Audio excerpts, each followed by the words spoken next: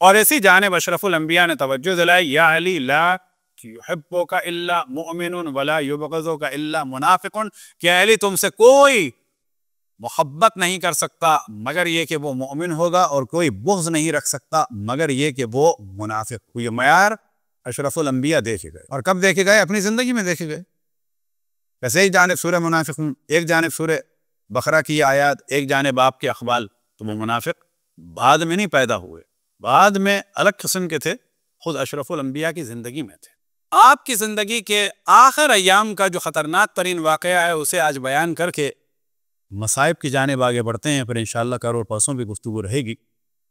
وہ تھا واقعہ عقبہ۔ یہ واقعہ کیا ہے کہ جب آپ تبوک سے واپس آ رہے تھے تو آپ نے فرمایا تھا کہ یہ 30,000 کی فوج ہے، یہ عام راستے سے جائے گی، میں، عمار اور حذیفہ خاص گھاٹی سے جائیں گے، خطرناک پہاڑی سے گزریں گے، کوئی نہ آنا۔ اب یہاں پر بظاہر واضح لگ رہا ہے کہ ایک امتحان تھا، اور اتنے حالات خراب تھے کہ مولا امیر المومنین کو اشرف الانبیاء مدینے چھوڑ کے آئے تھے۔ پہلی جنگ تھی کہ آپ نے فرمایا تھا کہ تمہیں اس جگہ کو سنبھال، اور پھر ادھر خود گئے ہیں اور 30,000 فوج کے لیے اعلان فرمایا کہ تم لوگ عام راستے سے جاؤ۔ اب یہ واضح سی بات ہے، جب 30,000 فوج ایک عام راستے سے جا رہی ہے پورے ساز و سامان و لشکر کے ساتھ، تو وہاں یہ 3 افراد بھی نہیں گزر سکتے تھے حضرات اشرف الانبیاء اور 2 حضرات، حضرت عمار اور حضرت حذیفہ، وہ بھی جا سکتے تھے، کمی تو نہیں ہو جاتی۔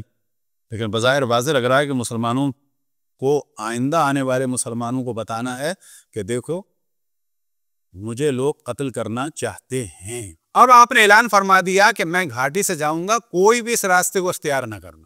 تو اب کہا جاتا ہے کہ 12 افراد تھے منافق کہ جو آپ کو شہید کرنا چاہتے تھے، اور 3 بعض ایسے تھے جو کہتے تھے ہم غلطی سے آ گئے۔ اب سوال یہ پیدا ہوتا ہے کہ اگر 30,000 میں سے یہ 15 افراد یا 12 افراد کا نفاق ثابت ہو گیا، اور نفاق بھی ایسا والا نہیں ثابت ہوا کہ بغیر وضو کے نماز پڑھ لی کیونکہ وضو پر یقین نہیں تھا۔ نفاق کی یہ بھی کیفیت ہے کہ مسلمان ہو گئے لیکن ذہن میں یہ ہے کہ پتہ نہیں اس کا فائدہ ہے کہ نہیں ہے، پتہ نہیں یہ چیز صحیح ہے کہ نہیں ہے، پتہ نہیں اشرف الانبیاء نے صحیح کہا کہ نہیں کہا، یعنی تھوڑا سا یقین ہے، تھوڑا سا یقین تو نہیں، تھوڑا سا احتمال ہے نبوت کا، باقی شکریہ وضو یا غسل یا کسی چیز کے بارے میں نہیں تھا نفاق کہ تھوڑا سا شک ہو، بلکہ اتنا بڑا نفاق تھا کہ اشرف الانبیاء کو قتل کرنے کا ارادہ تھا کہ جب گھاٹی سے گزریں تو ان کو بلندی سے ان کی سواری سمیت نیچے گرا دیا، اور بعض جگہ یہ بھی ہے کہ کچھ پتھر وغیرہ بھی پھینکے، لیکن اسی دوران بجلی بھی چمکی اور لوگوں کی بھی توجہ ہو گئی، اور جناب حذیفہ اور جناب عمار نے دیکھ بھی لیا، نہ فقط افراد کو دیکھ لیا بلکہ ان کی سواریوں کو بھی پہچان گئے۔ یہ سب سے اہم مسئلہ ہے، سواریوں کو پہچاننے کے معنی کیا ہیں؟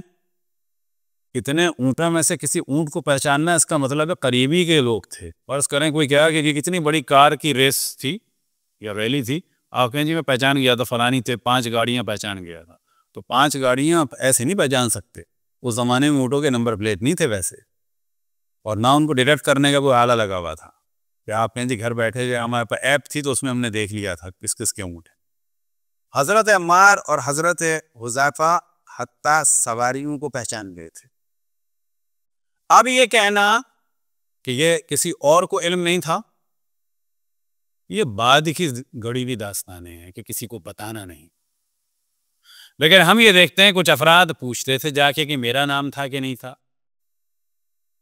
اب یہ بالکل ایسا ہے کہ واقعہ ہوا ہے، مثال کے طور پر اسٹوڈنٹ کے درمیان کوئی ہنگامہ ہوا ہو، فرض کر لیں کہ جی کراچی یونیورسٹی میں آپ بیٹھے ہوئے ہیں، یہاں پر اس وقت یورپ یا امریکہ میں، آپ وہاں پر کہیں گے پتھراؤ کرنے والوں میں میں تھا، اور پھر اس کے بعد آپ جا کے سوال کریں مثال کے طور پر کبھی ایک اسٹوڈنٹ ایسوسی ایشن سے، کبھی آپ جا کے سوال کریں پولیس والوں سے، کبھی آپ سوال کریں دوسری اسٹوڈنٹ ایسوسی ایشن سے کہ کیا پتھراؤ کرنے والوں میں تھا، ٹائر گلانے والوں میں تھا، تو ہر آدمی ہنسے گا کہ بھائی آپ تو کینیڈا میں تھے، آپ کو کیا فکر ہے، آپ تو امریکہ میں تھے، آپ تو انگلینڈ میں بیٹھے تھے، آپ تو جرمنی میں بیٹھے تھے، تو کراچی میں جو رائٹس ہوئے مثال کے طور پر یونیورسٹی میں یا لالو کھیت میں، یا آپ کیوں بار بار پوچھ رہے ہیں کہ میں تھا کہ نہیں تھا؟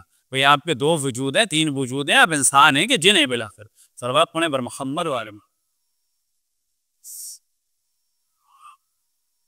کمال کی بات یہ ہے کہ ان میں اچھے خاصے لوگوں کا نام بھی آتا ہے، لیکن اب اس کو تفصیل سے اگر وہ دیکھنا چاہے تو پوری ہماری سیریز ہے، اب تک 10 آ چکی ہیں، انشاءاللہ باقی آگے معاملہ بڑھائیں گے۔ اور کمال کی بات یہ ہے کہ اپنے ہی افراد نے اتنا مصروف کر دیا بعض دفعہ کہ جو جواب اوروں کو دینے چاہیے تھے وہ بعض دفعہ اندر سے جب حملے ہوں تو یہ ہوتا ہے فرق کس میں؟ منافق میں اور دین سے خارج افراد میں۔ منافق کا نقصان کیا ہوتا ہے؟ آپ کی 1000 کی فوج ہے، جنگ کرنے آپ جا رہے ہیں، آپ کی پلاننگ ہے 1000 آدمیوں کو پانی پلانا ہے، 1000 آدمیوں کو کھانا کھلانا ہے، 1000 آدمیوں کے خیمے کا سلسلہ ہوگا، 1000 آدمیوں کا اونٹ ہوں گے، 1000 آدمیوں کے اونٹ یا گھوڑے ہوں گے، پھر ظاہر ہے آپ کی ذمہ داری ان کے چاروں کی بھی۔ وانے میں خود ایک بڑا مسئلہ جانوروں کا چارہ تھا، اور سامنے جو ہے وہ 2000 آدمی ہیں، اب آپ کو پلاننگ کرنی ہے 1000 کی فوج کا مقابلہ 2000 سے۔ یہ بہت آسان ہے یہ والا کام، لیکن آپ کو این موقع پہ پڑے اس میں 600 منافق تھے، جیسے چلے 400 منافق تھے، تو آپ سوچیں 400 منافقین کے اونٹ یا گھوڑے، ان کے اونٹ یا گھوڑوں کا کھانا، خود منافقین کا کھانا پینا۔ اور سب سے بڑا پرابلم یہ ہے کہ 2000 سامنے 400 ادھر بیٹھے ہیں اندر، نفاق کا یہ بڑا پرابلم ہے۔ لہٰذا اگر دیگر ادیان اور مذاہب کے اعتراضات ہوں تو وہ بالکل الگ ہوتا ہے، لیکن اگر اندر سے بعض شکوک و شبہات ایجاد کیے جا رہے ہوں وہ زیادہ خطرناک ہو جاتا ہے۔ اندر کے شکوک و شبہات کا اگر جواب نہ دیا جائے، یہ ہمارے بعض لوگ نہیں سمجھتے، اور زیادہ افسوس کی بات یہ علماء بھی نہیں سمجھتے بعض، اس کا آپ جانتے ہیں نقصان کیا ہوتا ہے؟ باہر والوں کے شکوک و شبہات کی ایک نوعیت ہوتی ہے، اندر کے شکوک و شبہات کی نوعیت یہ ہوتی ہے کہ باہر والوں کا مورل ہائی ہوتا ہے، اندر والوں کا ڈاؤن ہوتا ہے، کہ اب کیا سوچتے ہیں بعض لوگ اندر والے کہ شاید یہ جو آدمی کہہ رہا ہے صحیح ہی کہہ رہا ہوگا ورنہ کوئی تو مولوی بولتا ہے نا، یہی اوپینین ہوتا ہے باہر والوں کا۔ اب یہاں ایمان لرزنے لگتا ہے، گمراہی آ جاتی ہے اندر بھی باہر بھی۔ اور کس قسم کی گمراہی؟ باہر والوں کا مورل ہائی ہو رہا ہوتا ہے، اندر والوں کا ڈاؤن ہو رہا ہوتا ہے۔ کیا واقعا ہم باطل ہیں؟ اور جب علماء خاموش رہتے ہیں تو آپ جانتے ہیں ایک اور پرابلم ہوتا ہے۔ وہ پتہ ہے پرابلم کیا ہوتا ہے؟ وہ یہ پرابلم ہوتا ہے کہ اگر یہ بات غلط ہوتی تو علماء ضرور بولتے۔ ہم سے ہمارے پاس چاہنے والے کہتے ہیں آپ کو کیا آفت آئی ہے بولنے کی، آپ ٹھیکیدار ہیں، آپ تعجب ہوگا، محبت کرنے والے بھی کو۔ اگر اس طرح سے سوچیں کہ جب جواب نہیں دیا جاتا تو ذہنوں میں لوگوں کی کیا آتا ہے؟ ایک آدمی کا شک نہیں آتا کہ یہ غلط کہہ رہا ہوگا، کئی ہزار لوگوں کی خاموشی کی وجہ سے یہ آتا ہے کہ واقعاً یہ صحیح بات ہوگی ورنہ کوئی تو بولتا۔ اس کا مطلب ہے سب تائید کر رہے ہیں اس غلط بات کی، کیونکہ خاموشی یا شکست کی علامت ہے یا تائید کی علامت۔ تو اشرف الانبیاء کو شہید کرنے کی کوشش کی گئی، کب؟ تبوک سے واپسی پر، اور اس واقعہ کو کہا جاتا ہے واقعہ عقبہ۔ اب اگر وہاں شہید کرنے کا ارادہ کیا گیا تو کیا ممکن نہیں ہے کہ بعد میں زہر دیا گیا ہو؟ سوال یہ پیدا ہوتا ہے کہ جس ہستی پر شروع سے جنگیں مسلط کی گئیں، تو جنگیں کس لیے مسلط کی جاتی ہیں؟ مال کے لیے کی جاتی ہیں اور جان لینے کے لیے کی جاتی ہیں۔ کیا اشرف الانبیاء کے پاس ابتدائے اسلام میں مال تھا جو لوٹنا چاہتے تھے دوسرے؟ نہ، صرف جان لینا چاہتے۔ اور وہ لوگ کہ جو اشرف الانبیاء کو ختم کرنا چاہتے تھے، جب اشرف الانبیاء دنیا سے گئے تو انہوں نے ان کی آل سے انتقام لیا، اور یہی جملے نظر آتے ہیں کہ یزیدیوں نے اور یزید نے کھل کے کہا کہ یہ ہم نے انتقام لیا ہے کس چیز کا؟ بدر۔ اینر یہی کیفیت نظر آتی ہے باقی جگہوں پر، اور آج تک نظر آتی ہے۔ ہم ذکر کرتے ہیں اہل بیت کا، وہ ذکر کرتے ہیں دشمنان اہل بیت کا، ہم مناتے ہیں اہل بیت کا، وہ پتھراؤ کرتے ہیں ہم پر، اور یہی سلسلہ چلتا رہا یہاں تک کہ اشرف الانبیاء کو